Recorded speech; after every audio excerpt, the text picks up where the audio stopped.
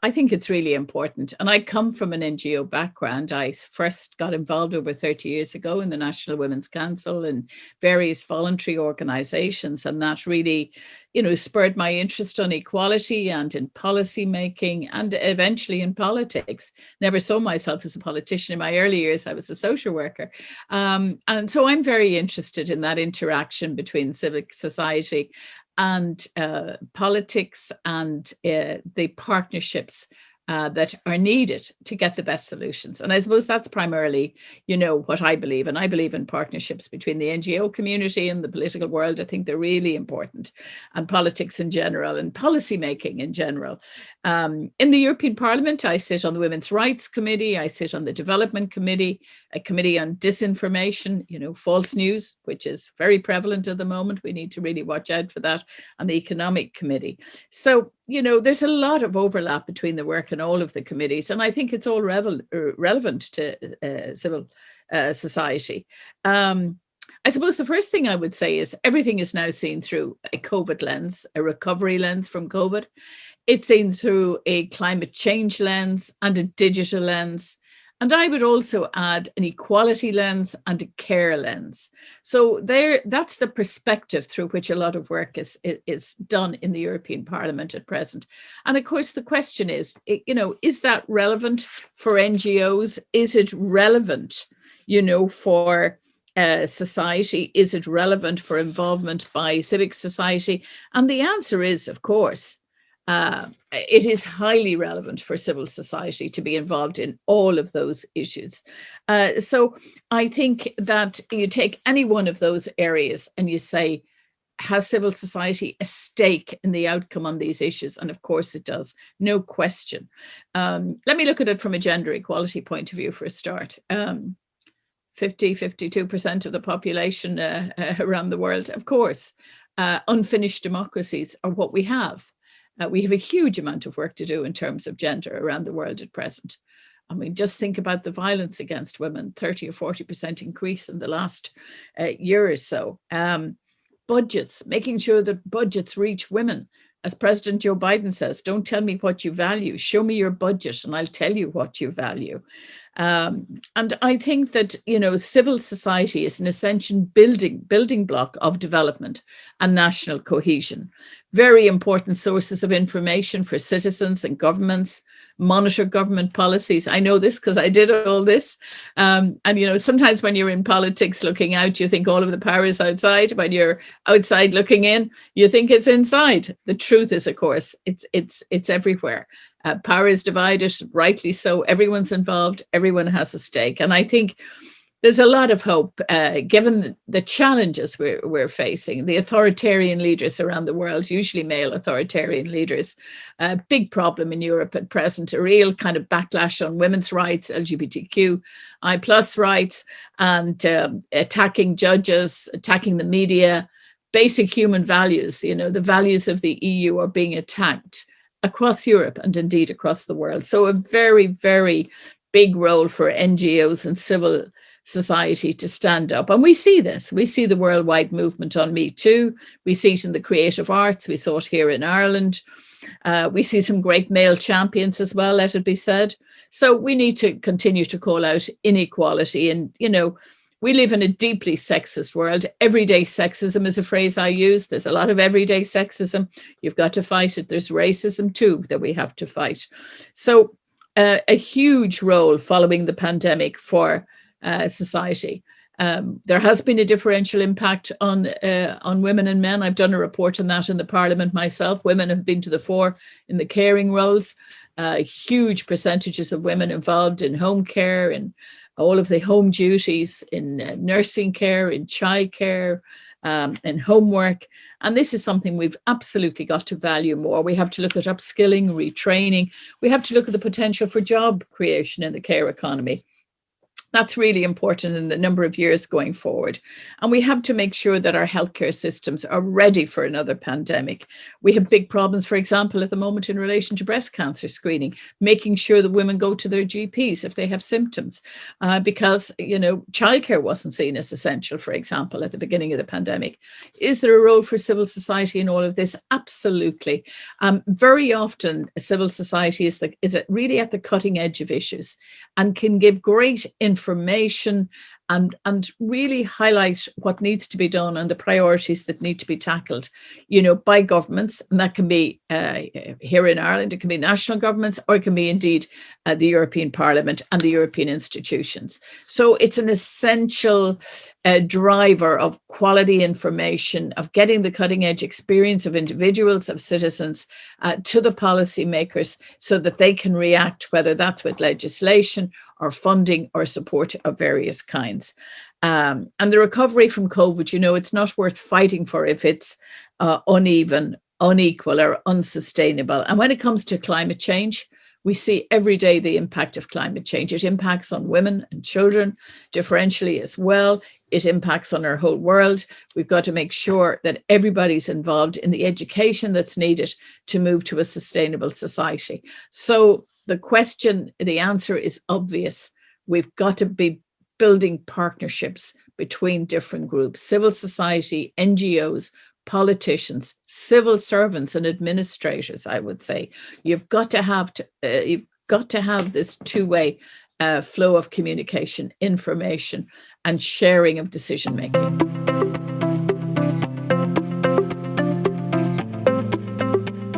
Well, there's a lot of discussion at the moment about the shrinking space for NGOs. Now, I think it varies tremendously depending on the country and the continent. But it is something to be very mindful of and watchful of, whether it's cuts in development aid that impact on NGOs, whether it's the impact of COVID that means that in some areas of the world we see early marriages increasing, and we see more FGM because there's less funding and less educational and less supports available to vulnerable women and girls and vulnerable communities. So we've got to be very alert to these issues all of the time.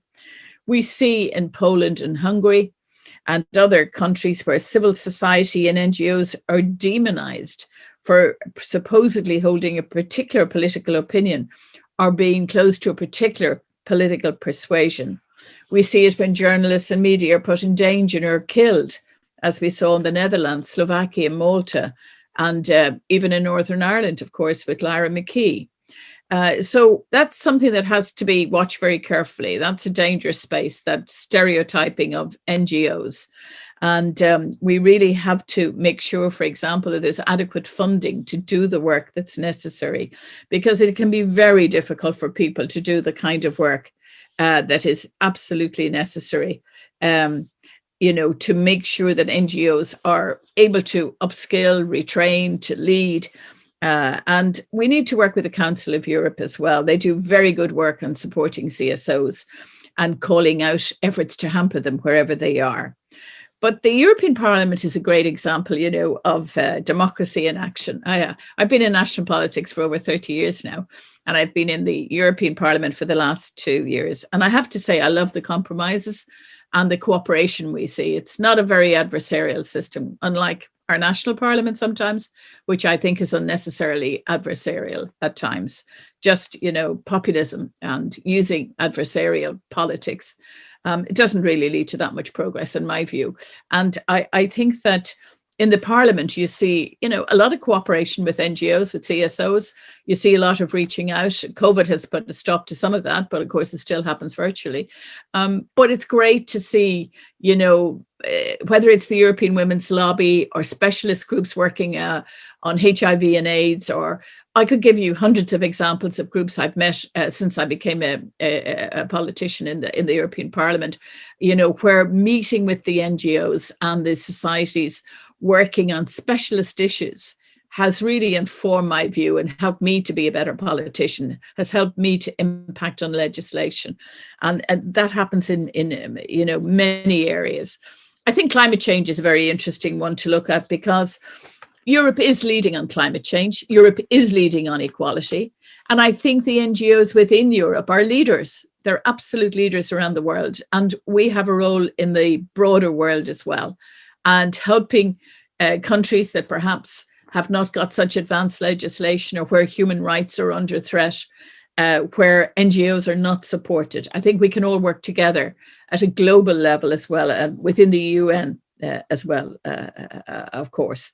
So I think Europe-wide collaboration and networking is really important. Let me give you another example where I see great collaboration, and that's on the whole question of Eurocarers and care.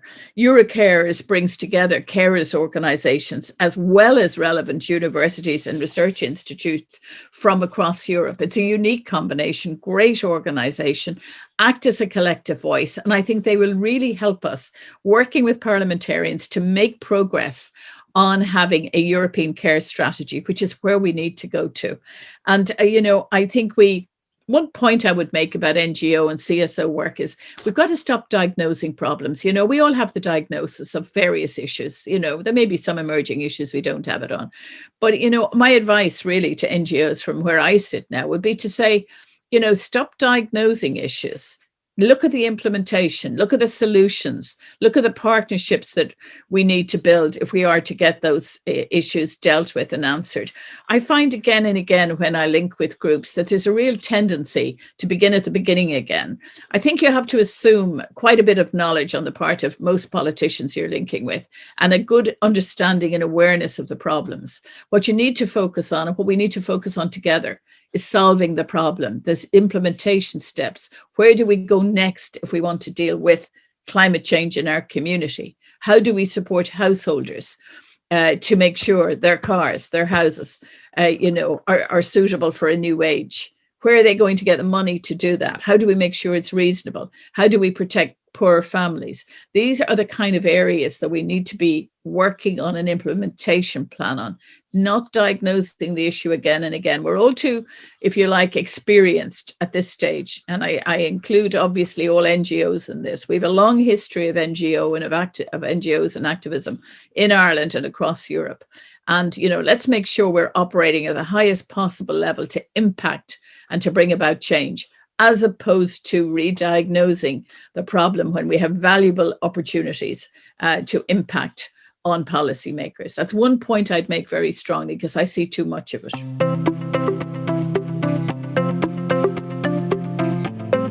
Well, European democracy really matters. We're all in this together, we often focus on national issues, but of course the European Parliament, the European institutions have a great role to play in impacting change in the member states as well. And I certainly saw that as minister when I was involved in, various pieces of legislation, particularly in the justice area. You could see the impact of all of the European directives on Irish law. They're very important. I could see the influence of various judgments of the European courts on Irish life and Irish law. And so it's important that NGOs are very tuned in to what is happening in the European institutions, the Parliament, the Commission, and the Council, of course. And you can influence what happens at the Council. That's the Prime Minister is attending the Council meetings where very key decisions are made. I remember many years ago, lobbying the Taoiseach of the time, it happened to be Bertie Ahern, on legislation that was really important for equality before he went to a council meeting. Just recently, I myself have lobbied our minister, Simon Coveney, and our Taoiseach before they went to a meeting, to discuss different important topics like Belarus and Poland and Hungary and human rights and LGBTQI rights and so on. So that kind of connecting in between what's happening at European level in terms of these issues and at a national level, that's really important and very useful for NGOs to know what is coming up at the meetings of the prime ministers, and to impact and lobby and influence, because that brings about change. So I think it's all about change. It's about leading and it's about change. And I think sometimes there's more opportunities for NGOs to impact than, that sometimes they realize. I don't say that in a condescending way, but it can be very difficult, by the way, and it does depend on resources, to keep up to date with what is happening at a European level. I find it difficult myself. And, I have staff supporting me, excellent staff supporting me, and I have, access to the information fairly easily. But it's such a complex place, the European Parliament. There's so much going on. I couldn't tell you in any one day. There's an incredible amount going on. But I would also mention the research papers that are done and the communication that comes from the Commission on different topics. I have always found it the most extraordinary source of information, ideas, and, really has motivated me in terms of leading on different issues, whether you're talking about Europe as a continent growing older, or you're talking about their paper just published on the Fit for 55, a new paper on climate change and how we're going to manage all of that. I think, there's definitely a great potential for us to involve all citizens through our NGOs. And it can be quite difficult to communicate Europe. And we've got to do it working with our citizens and our NGOs. And, the Conference on the Future of Europe is a real opportunity to do that, because that will lead to change. And the more NGOs that can get involved in that, don't see it as something bureaucratic and, far away. See it as a real opportunity to influence and to change what is going on. So I think that's a great opportunity. The European movement here are going to be hosting a lot of seminars around the country, and well worth getting involved in those. I think you'll find them very interesting, and it develops networks and it develops relationships. I also think that getting involved, I've had a series of meetings with the European Parliament here. My office has organised a series of meetings on different topics with many, for example, care organisations in Ireland during the pandemic, like the Alzheimer's Society, Alone, the Care Alliance, Eurocarers, Family Carers Ireland, and the National Women's Council, and many more, to listen to those groups to hear what they felt needed to be changed in terms of care. And I got a lot of really good ideas, and we exchanged a lot of good ideas on how we can get greater valuing, as I've already said, onto care. So I think that that's really important, because as I say, we can move towards a European care strategy. I've also hosted meetings with our development agencies, for example. I love to hear from them, to hear what their experience is on the ground around the world. How else would I know exactly what's happening except by communicating with the NGOs who are working on the front line in refugee camps, which I visited myself as a minister. But, now to hear directly from our aid organisations, which are the Irish aid agencies, I have to say, I think they're amongst the best in the world. And it's really good to hear about what they think needs to happen, whether that's about the new relationship we have with Africa, the new partnership, the new initiatives that are coming from the Parliament on, supporting Africa. And that's an extremely interesting area. And it touches on so many areas. So I think there's terrific organisations who encourage this sort of dialogue, like the European Movement, as I've mentioned, DOCUS, the European Parliament Liaison Office in Dublin, the Wheel. There's lots of people wanting to develop. And then on the business side, there's IBEC, and there's everybody wants to engage in collaborative work. That is the future. None of us are going to do it on our own. It's all about multiple partnerships between organizations, working on advocacy, working on legislation. When I was Minister for Justice, I have to say almost all of the legislation I did, whether that was on, bringing forward a new plan for domestic to deal with gender-based violence, whether it was legislation on sexual offences, family mediation, and when I was doing the referendums on marriage equality and children's rights, I worked all the time in close collaboration with the NGOs. And I think it's a perspective I brought in to the Department of Justice. In fact, many of the civil servants said it to me, that I really opened up the department to working with NGOs in an ongoing, consistent way. And I think there's great opportunity there for both sides. And it's really productive. It's really collaborative, and you get better legislation. So I am a big fan of working with NGOs. I understand the need for it. And I would say, again, it's about building on that, developing that relationship, and seeing where there are opportunities to have that fruitful collaboration.